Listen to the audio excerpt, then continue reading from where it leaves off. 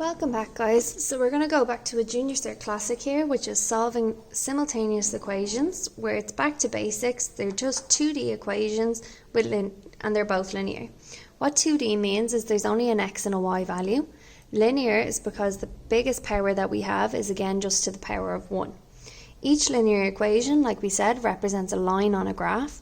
And when we solve these simultaneous equations, what we're actually finding is our POI, our point of intersection. So let's have a look. In order to solve these simultaneous equations, we either need to cancel the x or y. So personally, I'd see that I have a plus and a minus x, so I'm going to try and cancel those, which means I'm going to multiply the top line by 2 and the bottom line by 3. When I multiply, I have 2 by 3x gives me 6x, 2 by y gives me 2y, and 2 by 4 gives me 8. Okay? Now we're going to multiply the bottom line by 3. 3 by minus 2x gives me minus 6x. 3 by plus y gives me plus 3y, equals 3 by 1 just gives me 3. Okay? Now, when I do this now, what I see is I'm going to add both together. So I'm going to plus, and they're both going to cancel. Alright, because 6x minus 6x gives me 0. Then I get 2y plus 3y gives me 5y. Is equal to 8 plus 3, which gives me 11. Now to find my y, I'm going to divide both sides by y, divide by y. So I get y is equal to 11 over 5. And I'm going to leave this as 11 over 5 to make sure that my next piece is nice and simple. So I found y, now I need to go back and find x. To go back and find x, I either pick the top or the bottom of the equation. It doesn't actually matter which. So I'm going to pick the top one, keep it handy. So we have 3x plus y is equal to 4. And instead of y, I'm going to sub in 11 over 5. Okay? So I have 3x plus 11 over 5 is equal to 4. I'm going to bring minus 11 over 5 from both sides. So again, guys, you can just use your calculator here, or you can do it in your head if you're able to see it. But that means I have 3x is equal to 9 over 5. To get 3x by itself, now I'm going to divide both sides by 3, divide by 3. And when I divide both sides by 3 here, and again, guys, you can either use your calculator here or you can do it in your head. It's up to you. Remember how to use your fraction button on the calculator. So fraction button, 9 over 5 divided by 3, always better to check, it just gives me 3 over 5. So x is equal to 3 over 5. Now I like to finish my problems with therefore, the POI is equal to 3 over 5 and 11 over 5, my x and my y value as coordinates. Okay, now we're going to go a little bit further today and we're going to look at solving linear equations when both or one of them is a fraction. Okay, again, before I can solve these as simultaneous equations, what I need to do is get rid of the fractions. So I'm going to take equation 1 and equation 2 separately to try and get rid of the fractions. Okay, so when I look at equation 1 over here, I have 2x minus 5 over 3 plus y over 5 is equal to 6, which is really 6 over 1. I see I have 3, 5 and 1, so my lowest common multiple of the denominators is 15. So I'm going to times each part of it by 15. Okay? So now 3 goes into 15 5 times. 5 goes into 15 3 times, and 1 goes into 15 15 times. So now I'm going to actually multiply the first bracket by 5. So 5 by 2x gives me 10x. 5 by minus 5 gives me minus 25. Plus 3 by y gives me 3y equals 6 by 15 gives me 90.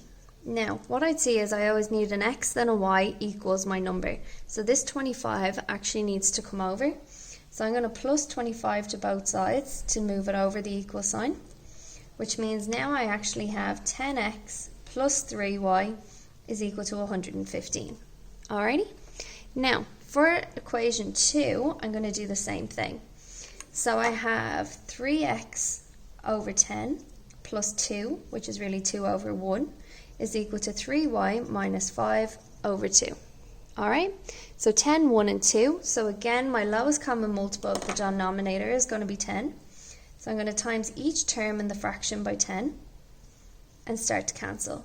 So 10 goes into 10 once, 1 goes into 10 10 times, 2 goes into 10 5 times. So we have 1 by 3x is 3x, 2 by 10 is 20, is equal to 5 by 3y is 15y minus 25. So what I need to do now is I need to get my x and y on one side and my numbers on the other. So again, I'm going to minus 20 from both sides here to get rid of this guy, and I'm going to minus 15y from both sides. Now remember, you can't add an x and a y because they're not like terms. So what we end up with is 3x minus 15y is equal to minus 45. Now I can take my equation and my equation that have been simplified and go back over here and put them together. That was meant to be an arrow. Okay, so I have, sorry, you went a bit blurry. Now I have 10x plus 3y is equal to 115. 3x minus 15y is equal to minus 45. So what I'd see here is the easiest one to cancel is probably the y's, because one's a plus and one's a minus. So I'm going to times the top line by 5 to try and get 15. Which leaves me with 50x plus 15y is equal to 115 times 5 gives me 575. I haven't changed the bottom line, so I'm just going to bring it down. And now I'm going to add my two lines together. When I plus my two lines together, 15y minus 15y cancel. 50x plus 3x gives me 53x. 575 minus 45 gives me 530, which means when I divide both sides by 53 now to get x by itself, I just get x is equal to 10. So now I have x, I still need to go back and find y. So I'm going to take the second equation here. So we have 3x minus 5y is equal to minus 45. Instead of x, again, I'm going to sub in 10. So we have 3 by 10 minus 5y, oh, shaky again, is equal to minus 45. So we have 30 minus 5y, sorry guys, I keep hitting the stand holder, is equal to minus 45. I'm going to minus 30 from both sides, so they cancel, and I get minus 5y is equal to minus 75.